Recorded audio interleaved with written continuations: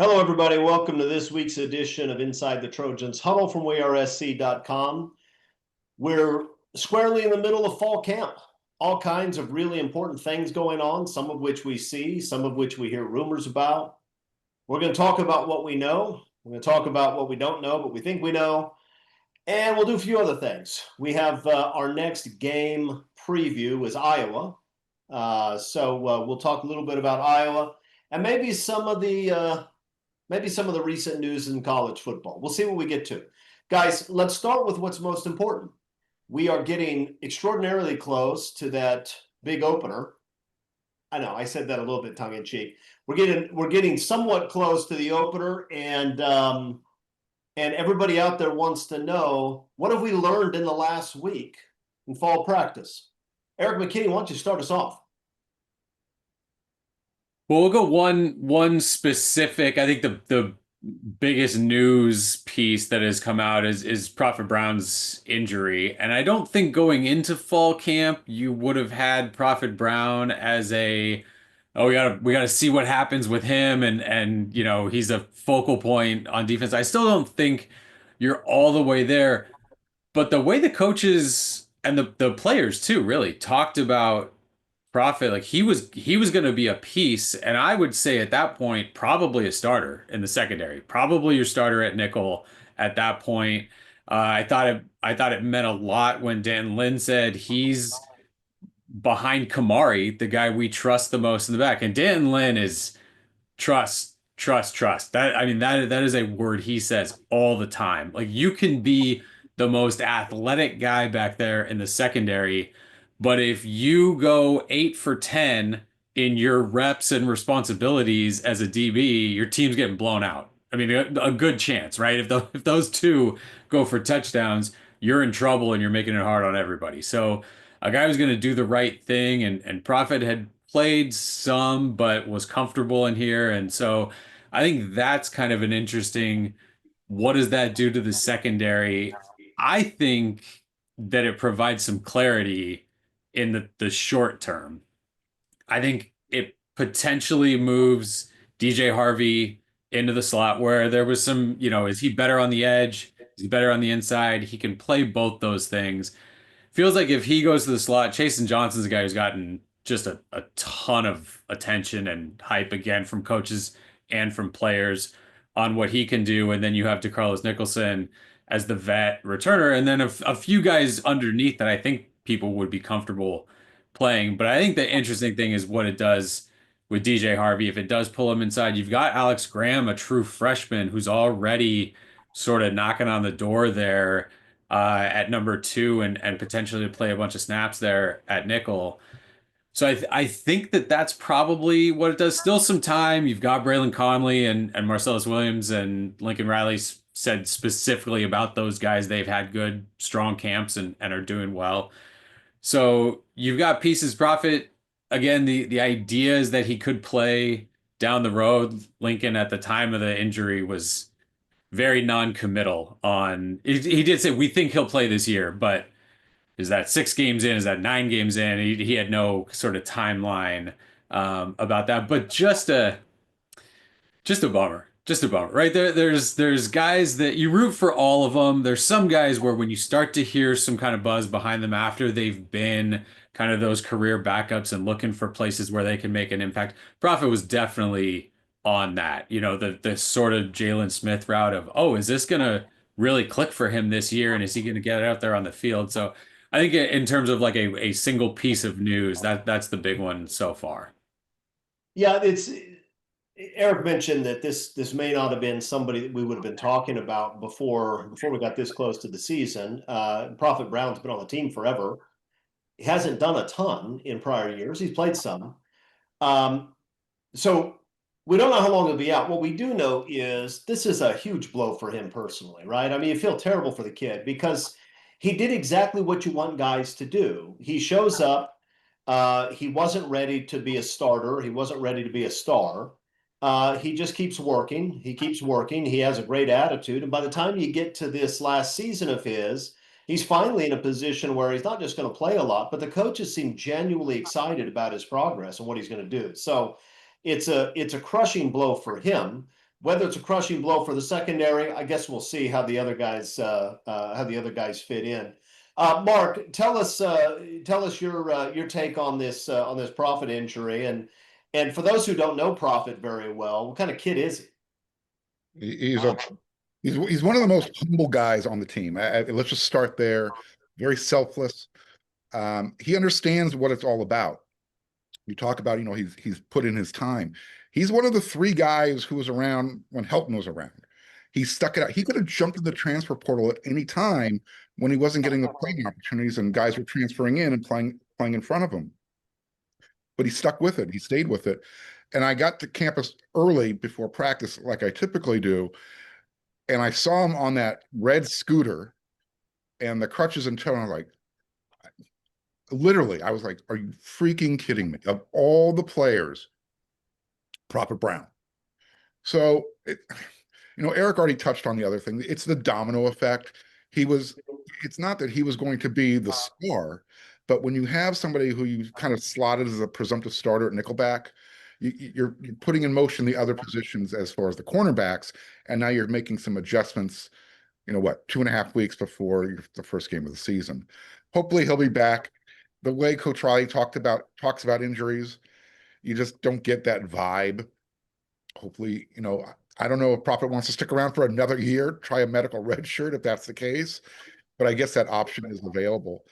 The other thing that's really stuck out to me so far this fall camp, the physicality, the being able to watch the offensive line and the defensive line go against each other in one-on-one reps. They like to make sure they let you know who won that rep, and there's no debate about it. Anthony Lucas seems to be the guy to make sure everybody knows when the defense is winning. So the physicality, the defense seems to be ahead of schedule again. The word we're getting back, I know Scott posted about it as far as on the message board, the defensive linemen who are popping. I've got a couple of people telling me offline that, hey, you know what, defensive line, they're doing their thing again. But on the other side of the coin is when they're not doing it, all of a sudden, Waymon Jordan's popping 30, 40-yard run. So I guess you want to hear that. That's what you want to see in fall camp. We got to make sure that the offensive line is going to be able to do well when they're not going up against the USC's defensive line. Greg, it's sometimes difficult to know because it's inter-squad scrimmages and the like. If the defensive line is playing well, does that mean that we have offensive line issues? If the defensive line isn't getting to the quarterback, does that mean the offensive line is solid or the pass rush is still bad? We don't always know. What we can do, I suspect, is learn about individual players, right? We've had a lot of chatter about the young defensive linemen, Jakeem Stewart and Floyd Picard, particularly. As a former coach, if you're talking about young guys who are trying to jump a level, what do you have to see to know that they're ready to get reps? What do you have to see to know that these guys are ready to be contributors? Well, I think, no matter what sport it is, you want to see that they have mastered the techniques of the position they're playing. I'm sure that, there's great film study about technique, height, all sorts of things that go into a game that make a difference. But I think individual players, you can just see it's almost like you're not ready we haven't seen you in the big national test yet, but you've taken a lot of pop quizzes, and each practice is a pop quiz. How have you recovered from what you needed to work on? So my feeling is that right now, I think players need to show that they can listen to what they're being coached and do what they're going to be coached, and then see how it molds into an actual team effect. I can tell you that I've been around a lot of teams where certain players were really great at practice, and you'd say in fall training camp or no matter what sport it is, you just go, but can they do it during the game? But you can't worry about that. You got to make sure they know what they're doing in practice, because why would you think, what you do in practice isn't going to transfer to the game? And the game is a lot more pressure because there's people in the stands, TV cameras, and you got to really concentrate on muscle memory of what you've learned. Yeah. One of the things that fans look at the guys who are big and fast and those things are good. Don't get me wrong. It's better to be big and fast and small and slow. I know that personally. But that being said, one of the things, Eric, that Dan Lynn almost always talks about, every time he talks about these young guys, he's talking about, Floyd Bacard's feet or how athletic Jakeem Stewart is or these other things. He always comes back to the same thing, and that is that, they're still making mistakes every day. Right? They're still Consistency. making, yeah. And obviously on both sides of the ball, but on defense, if you have a guy that's inconsistent that makes three excellent plays and then completely blows an assignment, you got problems. Who are the guys that Dan Lynn and the other defensive coaches are talking about as guys that they trust to be consistent, to do the right thing? The guys who Dan Lynn says, I don't have to worry about that guy because I know where he's going to be and what he's going to do. I mean, Kamari Ramsey's obviously at the top of that list for Dan Lynn. They've spent the most time together, and Kamari is, as well versed in this defense as Dan Lynn is, just about. Devin Tompkins is the other name that comes up all the time, and we've talked about him forever. And I honestly feel bad for him at this point. Like he can't. I don't know what he's supposed to do statistically this year to live up to the amount of times people have heard his name, right? And Danlin did try to step in front of that a little bit. I don't know if he did it on purpose, but with something he said, it might not show up in the stat box, right? If you're making a play at his spot or somewhere on the line, you can make a play without getting credit for a tackle or sack or whatever. And so that's where I think people need to realize if he ends up, I mean, Anthony Lucas last year, right, had like 16 tackles or something, no sacks. It wasn't like he was absolutely bringing everybody down all over the place. But when you looked, it was like, oh, that edge is set again and again and again and again. And it's just that kind of consistency that you need. So Devin Tompkins, again, is that guy so far. Eric Gentry got brought up as a practice player who brings every single thing every single time that he's on the field. And then I think a lot of the defensive linemen fall into that group. Like at the top, Devin Tompkins is a guy that jumps out. Anthony Lucas and Cameron Fountain are the two that get brought up all the time on the edges. I think Jade Abasiri is a guy who makes a big impact this year, and Keyshawn Silver and Bishop Fitzgerald, I think, were talked about as two guys who just showed up as absolute pros who knew everything that was going on defense and just fit in seamlessly. There's 12 more guys, I think, that that you could do. But at the top of the list that have separated, Kamari and Devin Tompkins are the guys that get mentioned all the time by everybody. Yeah, it's funny you mentioned the pressure that's being put on Devin Tompkins, and you're right, because I can't stop talking about the guy. And this is somebody, he obviously played a lot of snaps last year, and I thought he played pretty well. He was not a superstar last year. He was a good football player that the coaches all think is going to be a superstar this year, right? I mean, you can't listen to this and not expect to see Sean Cody or Mike Patterson or Cedric Ellis coming out of that spot. And so that is a lot of pressure, but he's also a guy who has spent, he's not brand new to the program. He's not brand new to this. He's been working for years to go from a project to a guy that they think will be excellent. I suspect that he's going to have the mental toughness to deal with that. Mark, Eric just mentioned that there was this comment about Eric Gentry and the problems he poses. Jay Ma was asked about this, right? Who is it on the defensive side that's just a problem? And it wasn't just that he said Eric Gentry, because that didn't surprise me.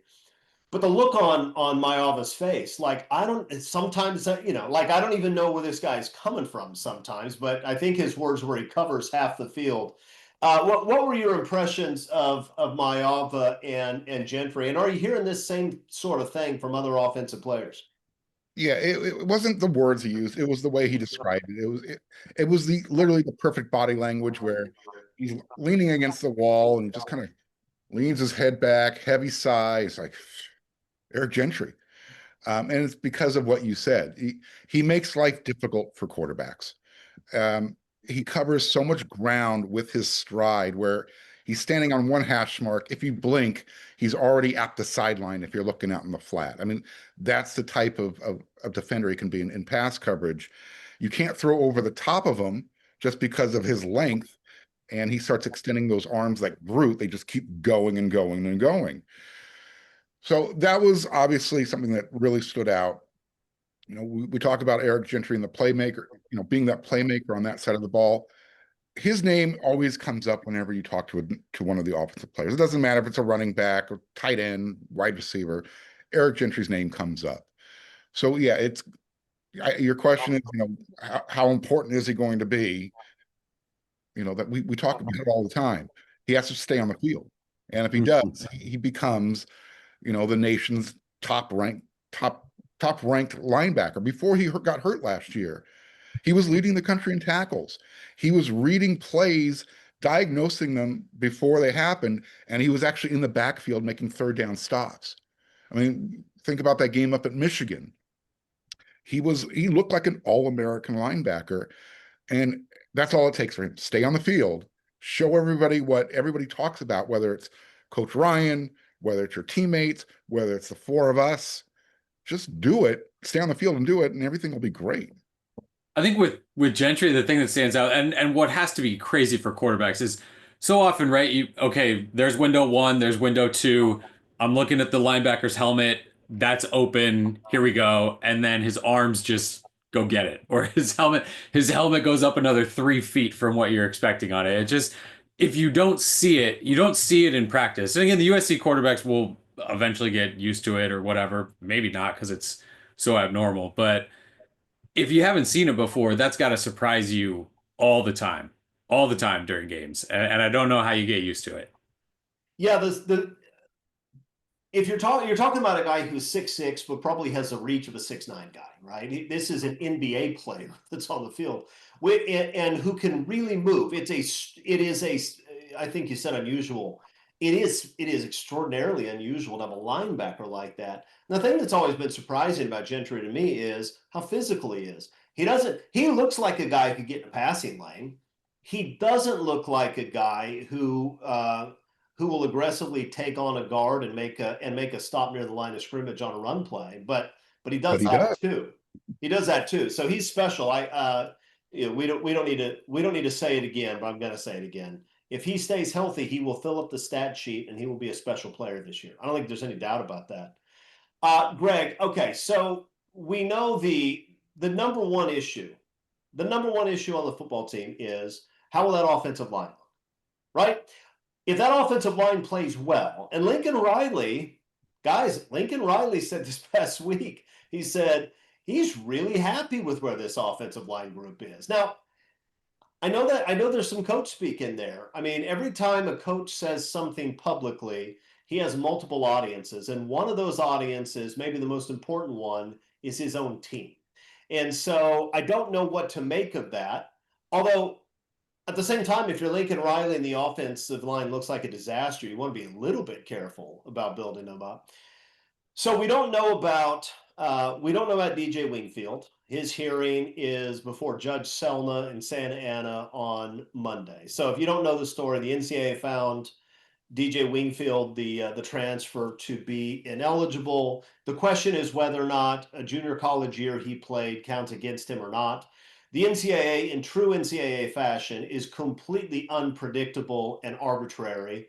And so sometimes they count it, sometimes they don't, because that's an organization that should have been shut down about 40 years ago. So now he's gone to the federal courts to try to get an injunction. Jim Selna is a judge that I know very, very well. I worked for him once upon a time many years ago. I've been in his courtroom on cases dozens and dozens of times. Good judge, smart judge. I have no idea what he's going to do here. If he wins and he gets an injunction granted, he's a starter at left guard. I think we're all in agreement on that. Yes. The question is what happens if he doesn't. So Greg, we talked about this a little bit last week. Micah Banuelos is a guy who's been getting a lot of play there. The fans keep saying, yeah, but what about Tobias Raymond? What if we just move Tobias Raymond to left guard, and then Justin T can jump in at right tackle? My question for you, Greg, is what's the difference between those two spots? I mean, if you have a guy who you expect to be a pretty good right tackle, does he move seamlessly inside to left guard, or are these different positions that maybe require a different skill set?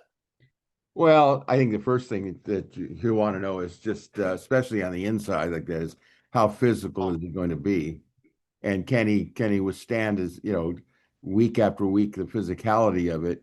I mean, all the positions have physical challenges by the players they're going to play against, but I think if they move Raymond inside, he's going to be one of the biggest guards in America because of his height and his size.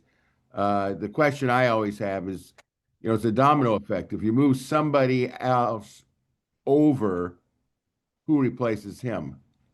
And that's that. And I don't think, in my opinion, that I need to be convinced about just how much depth there is on the offensive line, especially offensive tackle.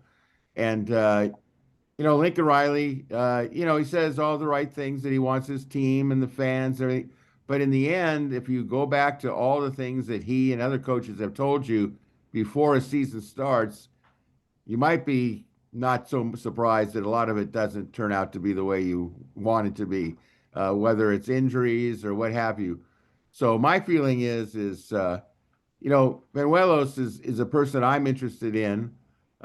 He's size-wise, he's not real tall for today's offensive lineman. Is he physical enough, and can he withstand the punishment? All indications are he's one tough guy, and so we'll go with that. But we'll learn. I think we all are not overly excited about the first couple of games. I mean, sure, Clay Helton is going to get everybody's attention, but just if Banuelos does start and somebody new starts, maybe somebody else starts instead of Banuelos, just how do they play on an individual basis? Everybody always saying SC has so much talent. Well, you know what? You got to go out there and do it. It's not what's on paper. I mean, look, against Missouri State, I suspect that Banuelos and these other guys are going to have a physical advantage against the guy on the other side of them. That's only part of it, right? Because part of it also is you're talking about a guy who hasn't played much in the past. Is he going to know his assignment? Is he going to make mental mistakes? Right, that's a big part of it. And we'll start to see some of that in those early games, even if those teams aren't going to have the sort of athletes that Michigan and Notre Dame and Oregon and other teams are going to have. My view of this is I don't know. I haven't seen what Justin T is doing in practice at right tackle. He played pretty well in a bowl game where he was thrown in completely unexpectedly. That's a pretty good sign. But it's easier to hide a guy on the inside than it is to hide a guy on the outside, right? You cannot, if you're playing against a team with good edge rushers, you can't hide a tackle. I mean, you can try to chip him with the running back, and you can do other things to help.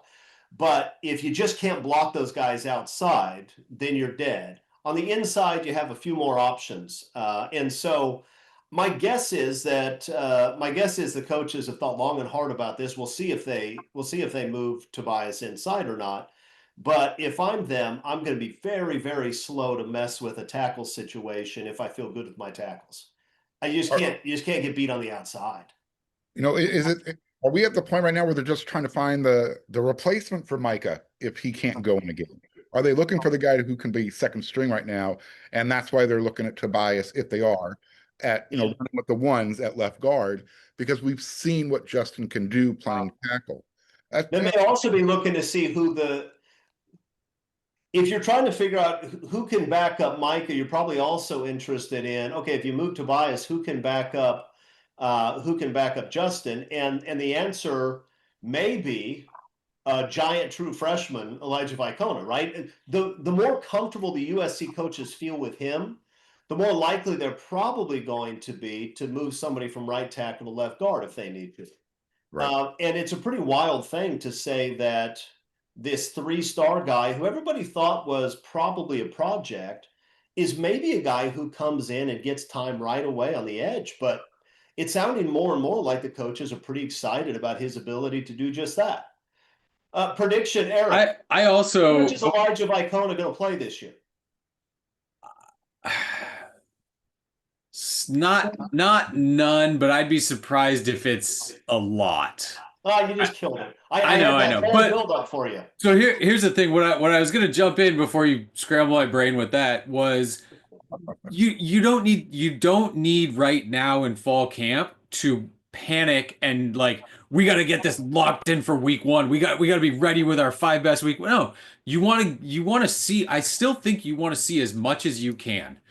Have this left tackle play with this left guard. Have this right tackle play with this right guard. Move this guy around. How does it work? Because you've got, again, the coaches are not going to come out and say, oh, I got 8 practice quarters to see what we want to see. And the offensive line is not something where you're going to run guys in and out all the time and go 17 different lineups during a game. But I don't see it as like we got to lock in our 5 starters for the full season right now. I think you can still take a lot of looks at a lot of guys on there. And yeah, you're going to need depth. You got such good injury luck on that offensive line last season that when you look around at what these other teams dealt with, you just have to figure that it's probably going to be more like that, or at least you need to be prepped for that. We need a maybe 3 guys at left guard, right? We need to know how deep we can go at tackle. But I do think what you're saying is interesting. Like I'd rather be A at tackle, B at guard than like B plus or B at both, right? Like if you're gonna move your better tackle option inside, I'd rather just lock the tackles up. Those are my A options, or at least as close to A as I can get at tackle, and then let's see if it clicks. Let's see what we can find at guard, and that becomes maybe is like what's the drop at right tackle from Tobias to somebody else. USC is going to have 20 minutes of game time. They should have at least 20 minutes of actual game time that they can throw these backups out there against Missouri State and Georgia Southern. I'm talking the last 5 minutes of the third, entire fourth quarter. If USC is doing their job, this is going to be the place to evaluate everything that Eric just said. Not, let's run these guys in for a series. Give them that extended playing time. Do what you did against Utah State. Those first 2 games should set up to do exactly what you're saying. Figure it out. Know who are the guys and who are the subs when we need to go to the subs. Yeah, and Greg, part of what's going on right now is the coaches are doing a little bit of projecting, right? Because your top 5 today in August isn't necessarily your top 5 come October 18th in South Bend, especially when you're talking about young guys. Because young guys, older guys too, but especially the young guys who haven't played a lot, these are guys who might make giant strides over the course of a month or 2. And so part of what you have to figure out is, all right, I'm not as worried about who my best guy is against Missouri State, but if I give this guy 5-6 games, is he going to be ready to play in South Bend? And then does he become one of my top 5, right? I mean, that's part of what you have to do as a coach, is it not, Greg?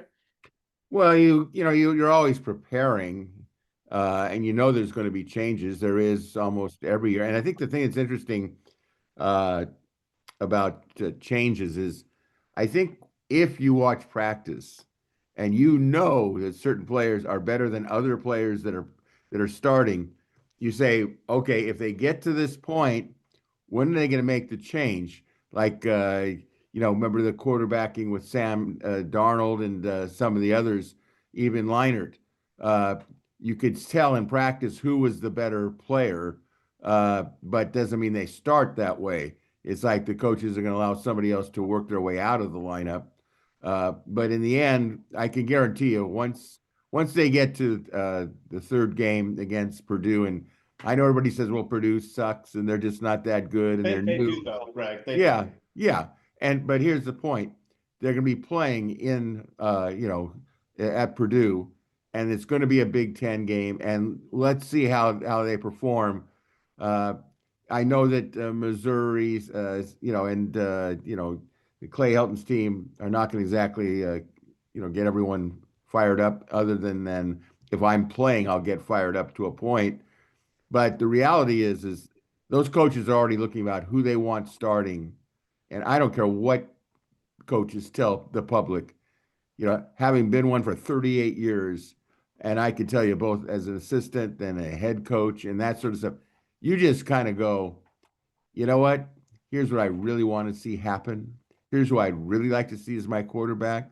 Sometimes, something can go to the last second, like Matt Leinart all of a sudden becomes the quarterback at SC and goes on to be, hey, if they beat Texas in the big national championship game, Matt Leinart might be considered, if not in the mix of argument, that he's the greatest college quarterback of all time.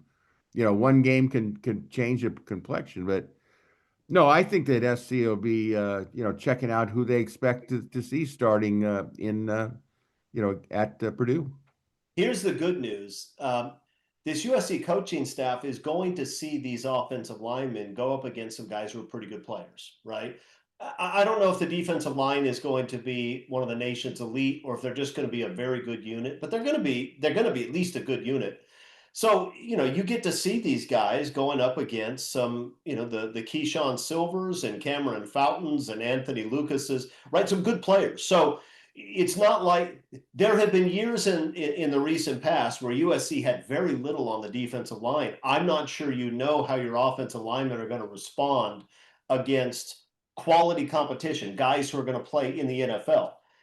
They know that this fall camp. They know because that defensive line has guys who are going to play in the NFL, and they get to watch these offensive linemen in the one-on-ones and the team sessions go up against those guys. So it's not going to be a huge surprise to the coaching staff. They're not going to say, yeah, he can block those guys, but those guys aren't any good. Can he block anybody at Notre Dame? That's not the case. They're going to know that. And it's also the case that those offensive linemen, when working against guys who are pretty good, are going to get better. Are they going to be good enough? We'll know at Illinois, guys, but and probably not before then. Okay, so let's do this. Let's talk about the next game on our weekly preview. We have a few left, and they're all pretty good. This week it's Iowa coming to the Coliseum. Now, I know what all of you are thinking. You're thinking, great, Iowa. It's going to be an exciting offensive game, a shootout. And I can understand why you think that, because Iowa is one of the worst offensive programs in the country over the last 25 years. And listen, I'm not going to trash Iowa right now, because I think actually this Iowa team might be pretty decent offensively. But I will say this, if you go back and look at the stats over the last 25 years, Iowa's almost always in the bottom third offensively. They almost always are. What Iowa does well, guys, is Iowa's not in a place where they have a lot of homegrown athletes. You're not going to have a lot of superstar receivers. You're not going to have a bunch of guys who can run, not in Iowa. But what they do really well is they find guys who can be good in the trenches and they develop them. And this is an Iowa team that, once again, is going to be good on the offensive line and the defensive line. Okay? They just are. So, Mark Holkin, you get to go first. What are you expecting when the Hawkeyes come into the Coliseum? So, did you know, little fact here, we know that how much USC's defense improved last year by 10 full points, going from giving up 34 per game to 24 points per game. Iowa's offense improved by 10 points per game last year. So you were talking about, Iowa isn't known for their offense. Well, they're building in the right direction. So does that scare me? No. Mark Gronowski, the quarterback transfer they brought in from South Dakota State, he might be their first guy that they can say, you know what, we got a real quarterback. Iowa hasn't had a quarterback throw for 3,000 yards since 2011. Think about that. In today's era of college football, you got to go back 15 years, basically, to find a a quarterback that's that's a prolific passer. I think Iowa's going to come in like your typical Iowa program. They're going to be solid on defense. They're going to play field position. They're going to wait for you to make a mistake and try and capitalize on it. Problem is, they're playing on the road in LA. Anytime Iowa travels to the West Coast, they don't usually do well. And I don't know if they have the personnel that can handle USC's personnel. I'm not saying USC's got world beaters right now, but when it comes to skill positions, offense, playing at the Coliseum, I think USC should have the advantage here. USC should handle Iowa just fine. So let's push back on that a little bit. Eric, Iowa hasn't had a quarterback since the Orange Bowl when Carson Palmer and Pete Carroll stomped Iowa. And they have. They've been pretty terrible offensively for a long time. And the question is whether this is just a part of the program's culture, whether it's a part of how Iowa's longtime head coach likes to run his program, or whether it's a matter of not having the talent. Because if it's the latter, you now have a guy in Mark Gronowski who was extraordinarily successful at the FCS level.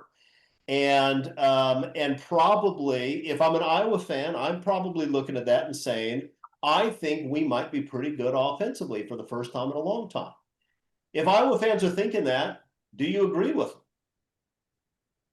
I think they're right to think that Iowa pushed some buttons this offseason to be better on offense. I mean, Mark talks about they scored 10 more points a game. Just to put that in perspective, 2023, they played 3 ranked teams and got shut out by all 3 of them. They averaged 15 points a game. Like that, I mean, that's anyway. It was about as bad. It was about as bad an offensive performance as you'll ever see. That Iowa team, horrific. Just completely brutal. So, a new offensive coordinator, right? Tim Lester comes in, head coaching experience. They lose Caleb Johnson, which when a guy's that much of your offense, it's never a good thing to lose him. They still feel good about their running back by committee group. There's a bunch of them that are back there. I don't know the next time Iowa will have. I mean, for USC fans, they remember the hyphenated wide receiver name from the Holiday Bowl that set like 40 Iowa school records in that game. But I don't know if there's a ton of Iowa receivers that scare you. What they are going to bring, they're going to bring an offensive line. They're going to bring a defensive line. They're going to be. It's not exactly Stanford, but Iowa feels like it could be what Stanford was to USC, where if you're a good, tough, strong, smart football team, you go beat Stanford because they're not really as good as you. If you're sloppy, if you're not strong enough, if you make mistakes, all that stuff, Stanford will beat you up. They'll just beat you up. And that feels like what Iowa is. And I think we'll get a sense at Illinois, right? A lot of people point to that Illinois game. Like we'll have a better sense of what kind of team USC has for Iowa after some of that run there during the middle part of the season. So going in, yeah, it feels like USC has the lines of scrimmage to play with Iowa. It feels tough to say, boy, they're gonna roll that team. Iowa doesn't do a ton to just kind of give up and let teams get away. But again, if SC is tough, buttoned up on both sides, not giving up big cheap plays to an Iowa offense that'll be better than you like USC at home in that game. I don't know if it's going to be easy. Iowa's got I think two or three like all conference offensive linemen. They've got a couple defensive linemen that are fantastic. It'll be a game. Yeah, Greg, let's talk about Kirk Ferentz a little bit, because he sort of has a very old school Big Ten philosophy, right? If Woody Hayes watched Iowa play, he would say, yeah, that makes sense. That's the way things should be done. it's kind of unusual these days, right? Even the Nick Sabans of the world said, okay, it's hard to win titles these days if you can't score points. So we got to open it up. We got to get more creative, and Saban and others have made that move. The home of Woody Hayes no longer looks like the home of Woody Hayes. They spread it out and they throw the football and they have athletes. Is Ferentz just behind the times, or is this a guy who looks at it and says, well, that's cool if you're Nick Saban and you coach at Alabama, because then you can get wide receivers and running backs that can run. But I'm looking around these cornfields and I'm not seeing a ton of dudes who can run 4.3. So I think what we'll do is we'll play really tough football. We'll be disciplined. We won't turn it over. We'll punt well. And we'll just see what happens in the fourth quarter if we can keep it close. I mean, is Ferentz doing what he's supposed to do here, or is Ferentz a guy who just hasn't gotten along with the times, and therefore Iowa's just not going to be able to match up with the better teams in the country? Well, I mean, the reality is they win. That's the bottom line. I mean, if you need to know what Ferentz is all about, you go back to that Holiday Bowl and you see how Iowa, dismantled USC physically, and how they did have an offense, and SC made some mistakes. So to me, Ferentz is a little old school in the way he looks at things. But I tell you what, I think they're well coached. He's going to be in the College Football Hall of Fame. There's no doubt about it. He could end up being the winningest coach at the level that he coaches at. And my feeling is the quarterback he has won 2 FCS national titles. You cannot overly stress a guy who's won at that level. He's going to go in thinking, I can do it there, I can do it here. So when the thing I think about SC and playing Iowa is just who Iowa plays before they get to SC. The week before, they're playing Oregon. They're hosting Oregon. In fact, they're coming off a 3-game homestand, which begins with obviously a highly ranked Penn State team, or at least thought of Penn State. Some say they're the number 1 team in the country. We'll see about that. But who knows what's going to happen? I do know this. If you go up against a Kurt Ferentz team, you better have your helmet on tight, your chin strap buckled up tight, because they are going to test you. And the longer they stay in a game, the more you're playing their type of game. And I think that my feeling is I got a lot of respect for Iowa. Now, if SC gets in the lead, could they run it up? Can any team run it up against a team like Iowa? But I tell you what, if you don't get to Iowa early and force them to feel pressure to move the ball offensively, and again, I suspect this is going to be a better offensive team for Iowa. New offensive coordinator, everything, and they've been really solid defensively. So my feeling is it's going to be a really tough game. I don't think it's going to be just a 45 to 17 game. Not at all. I think they're too experienced, they're too good, and you better be ready to play. I agree with you. This is a tough Iowa team. They're good in the trenches. They're not going to beat themselves. They're going to hang around in this game and force USC to beat them. USC has better athletes than Iowa. They just do. They have better athletes. I think USC's defensive line is going to be able to keep Iowa's offense in check. I say that despite the fact that Iowa has a new quarterback and an offensive coordinator that's a lot better than Tommy Boy was, because the reality is that Iowa is not a team that takes chances offensively. They are not a team that wants to open it up. They want to play it close to the vest. They're okay punting. They're okay playing field position ball. They're not going to score a ton of points in that game unless USC's just turning it over in their own end. But at the same time, this Iowa defense, can you imagine this Iowa defense giving the USC offensive line trouble? Can you imagine them forcing some mistakes from Jaden Maiava? It's not that hard to reach to imagine those things happening. So this is a tough game. And you're right, Greg. Look, Iowa has in the weeks leading up to it, they have Indiana, they're at Wisconsin, Penn State, home against Minnesota, and home against Oregon. That's not easy, right? That is a tough stretch.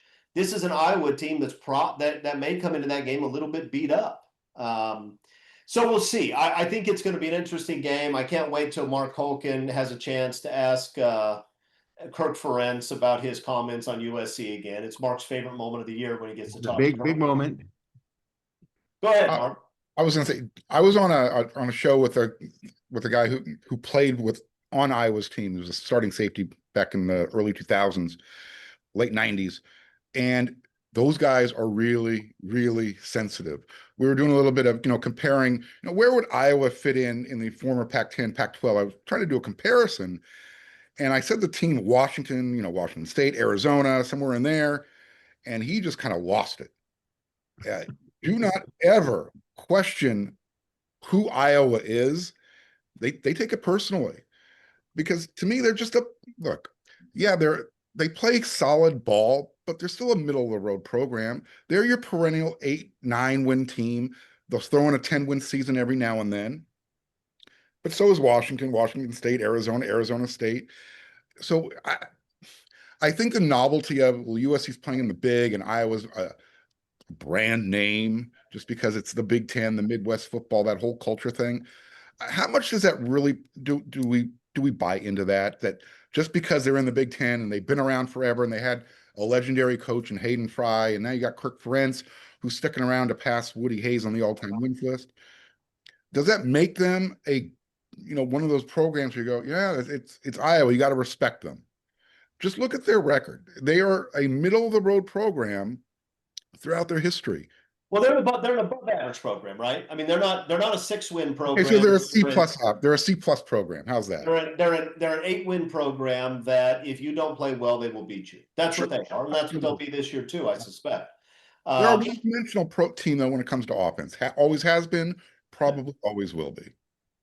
All right. Well, they'll win tight games, and until USC proves that they can win tight games in this conference, and again, like I said, the Big Ten, the SEC, whatever you want to talk about conference, it's familiarity with opponents. Like until you can hang tight with somebody and make the plays at the end to win, Iowa's going to feel like they can do that because they've done it a bunch against a bunch of those teams. Now they're not super familiar with USC.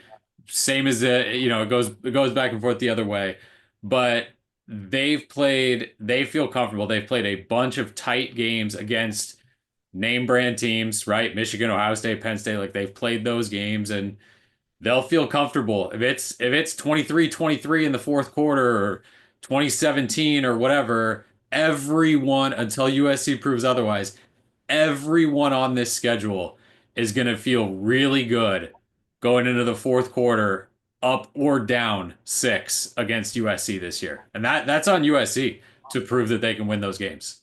Yeah, no, that's fair. And look, Iowa's a team that you need to make them play behind the sticks. Iowa needs to go from 1st and 10 to 2nd and 5 to 3rd and 2. If they do that, they're going to be okay. Iowa can't play on 3rd and 11. Even with Gronowski, they can't play on 3rd and 11 because Iowa does not have the elite athletes outside. They don't have anybody outside that's going to scare you. And that's true of most Iowa teams. Not all. They've had some good athletes over the years. Okay, that is what it is. We're going to see what happens with Iowa in a few months. Couple things that we'll hit before it's time to go. We're getting close. AP poll came out. USC is 5th and the others receiving votes. I know what I think about that, but I'm not going to say. I'll open it up to you guys. It's fine. It's fine. Again, USC's got the schedule. They got 4 ranked teams on their schedule. They're all probably still going to be ranked pretty high when they get there. I guess if you want to talk, right, they finished 7-6. They beat Texas A&M, and you're seeing Texas A&M ranked higher. I could see it going down to quarterbacks where if you want to buy Marcel Reed over Jade Mayava, that's fine. The numbers over the last handful of games probably back that up, and then you're more familiar with A&M's recruiting of who's already there and that kind of thing. SC didn't win enough games last year. They didn't win enough games to be ranked highly this year, and that's what it is. And it was the lines of scrimmage that led to it. But Oklahoma's 6-7 record garners them the 18th spot in the opening. There's like 3 quarterbacks in this country that you trust coming into this year? I mean, there is no Did you? returning quarterback did depth. Washington State lose their last 4 games last year? Am I wrong on that? That guy can play quarterback. Cade Klubnik can play quarterback. He can play quarterback. It's a very small list when you start looking at who the quarterbacks are. So And if you've got that guy, I think you feel better. So Oklahoma addresses their needs with a quarterback and a running back. USC addresses their needs with more help on the defense interior line. But help me out here, man. Use crayons. Make me understand this. Look, here's the thing about this. USC is ranked where you get ranked when people don't trust you anymore. And that's fine. What I don't get is there are plenty of teams ahead of USC that nobody should trust either. Why anybody should trust Brent Venables' Oklahoma program, why anybody should trust A&M ever in any season is beyond me. Kansas State, SMU, Iowa State, Texas Tech. I'm seeing a lot of football teams on that list that I think USC is better than. Now, it is what it is. They're going to play the games. If USC plays well, they're going to be fine. If I were a USC player, I'd be a little bit irritated by this, and good. Maybe it will motivate them a little bit to see Boise State ranked and USC unranked, even though, if we're going to be honest, on a neutral field, USC would beat Boise State by 10 points because Boise State doesn't have the athletes. They're well coached and they play hard. They don't have the athletes. They don't. It's just silly. But that's fine. USC can do what they want. Let's talk about this quarterback that Eric McKinney trusts, who apparently not everybody trusts right now. Look, I don't know what's going to happen with Mateer and this whole, is he betting on college football games? I'm not even going to wade into it because I don't know what to make of it. It is a helpful reminder, though, of something. These seasons often come down to 18, 19, 20, and 20-year-old men. And if you're relying on a young man to make smart decisions and do the right thing, you will often be disappointed. So I like to poke fun at OU, and I'm so tempted to do that right now. But I'm not, because I don't know if the allegations about Mateer are true. And if they're not true, then he doesn't deserve to be put through that. And because I'm a little bit worried about college football karma. If I make fun of OU because one of their key players does something really stupid and tanks their season, I don't want to see that happen to my team. And if you're a college football fan, you know that can happen at any moment. If you're a Georgia fan, you know it's going to happen at practically every moment. The good news is that as these guys are racing around playing pole position in Georgia, getting arrested, thrown in jail, they still have enough athletes to play. But this is a game played by guys that you cannot necessarily trust in their personal lives. They're young men and they're entitled, and young entitled men are a little bit stupid. Yes? Exclamation point. You want us to add on to that? Nah, I mean, whatever. I mean, I'd be shocked if anything came of this. But the right, scrub your stuff. Don't have it public and make better decisions. I mean, it does reek a little bit of, when somebody pops up and gets their 15 minutes of fame and somebody goes and digs 9-year-old tweets from when they were 14 or whatever. And I mean, that happens a lot too. But there's only one reason why I'm not completely dismissing it out of hand, because I also agree that it's probably not real. He probably didn't write, college football betting. Chris, let me interrupt because we get a lot of people now with 6,000-7,000 now that listen to us, but not all of them are, should we say, specific and understanding about Mateer. Just in a symptomatic form, tell our listeners just who he plays for and what the issue is. John Mateer is a former Washington State quarterback, good football player, transferred to OU. He's the primary reason why people are excited about Oklahoma this year. OU starting at 18 in the preseason isn't exactly excited about OU traditionally, but there were things put on the internet yesterday about Mateer maybe having bet on USC, UCLA. And in paying up on his Venmo, I think wrote college football betting, which strikes me as a pretty bad thing to write if you're him. I don't know if it's true. I'm not suggesting it is. I will say this though. The only thing that makes me a little bit nervous if I'm an OU fan is in all the news accounts, they keep saying that Mateer has repeatedly told Oklahoma officials that he doesn't gamble on sports. And I thought, well, wait a minute. Why are they repeatedly asking him whether he gambles on college sports for something that popped yesterday on the internet? That sounds to me like maybe that somebody had heard something. I'm not saying that's what happens, and maybe those reporters are inaccurate in what they're saying. But whenever I hear that somebody had to repeatedly deal with questions about whether he was engaged in conduct X, and then all of a sudden it comes out that somebody's accusing you of engaging in conduct X, I don't know, guys. I don't know. We'll see what happens. For his sake, I hope it turns out well. For the sake of the Oklahoma Sooners and their fan base, I hope it turns out horribly. I hope they lose all their games. Is there anything else for us to talk about before we sign off, gentlemen? Well, I think that Friday, and correct me if I'm wrong, the Trojans have a scrimmage in the Coliseum at 8:30. Of course, I think fans, of course, would be excited to say, well, we can't wait to hear what this group is going to say about that. But really, we have been strongly informed that we're not to say anything other than to watch it. So you'd say, well, what good is that?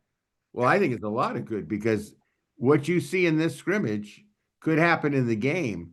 And the point is even if we can't comment on it specifically on next week's show, we'll have a background now on how we might perceive things going down the road.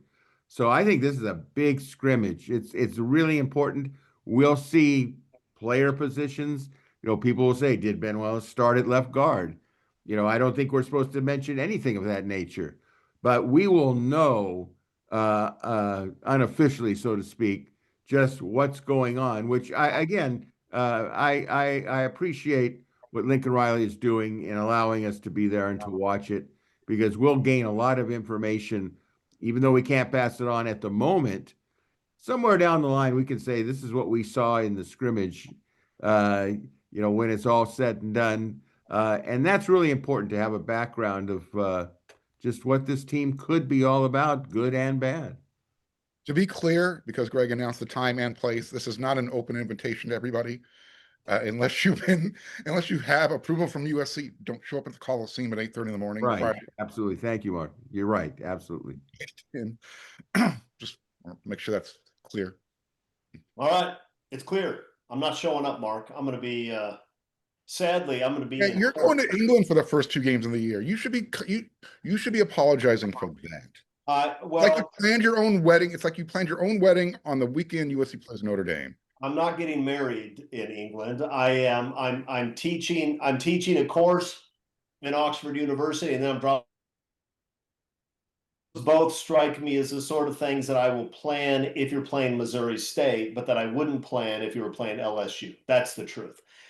So yes, I'll watch it long distance, and I'm not going to apologize to anybody for that. All right, guys, I think we're done, unless somebody has a final word of wisdom, which, knowing this group, we don't. Almost never. Yeah. So look, if you're not signed up on WeAreSC, this is the time to do it. This is the time of year when you get all kinds of useful information from these guys and silly articles from me. So come on over and join us. Thank you for joining us this week. We will see you in 7 days. Until then, fight on, everybody.